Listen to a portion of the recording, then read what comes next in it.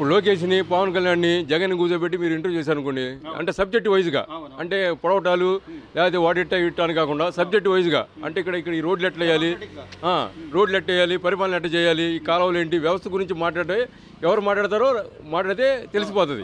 గత 5 ఏళ్లలో సార్ ఇట్లా మీరు అన్నట్టుగా గత 5 ఏళ్లలో నియోజకవర్గాల అభివృద్ధి గురించి కానీ లేకపోతే పరిపాలన గురించి, పెట్టుబడుల గురించి, వీటి గురించి అసలు ఏమన్నా జరిగిందా సార్? ఎక్కడ జరగలేదండి. వాళ్ళు ఏంటంటే ఎక్కడెక్కడ ఏమి ఉన్నాయి, అమరావతి ఉంది, అమరావతిలో అన్ని ల్యాండ్లకి రికార్డులు ఉన్నాయి, ఇక్కడ వీళ్ళు కబ్జా చేయడానికి వీల్లేదు. అదే విశాఖపట్నం ఏరియాలో అందరికి రికార్డులు లేవు, అక్కడ కబ్జా చేయడానికి ఎక్కువ అవకాశం ఉంది.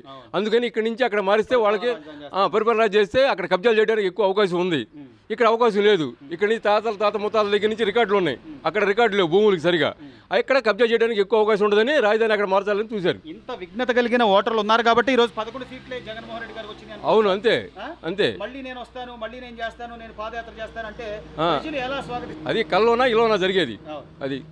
సో మొత్తం మీద అయితే ఇప్పుడు పర్లా మార్పు అయితే ఉంది. ఆ మార్పు అయితే ఉంది. జనం అయితే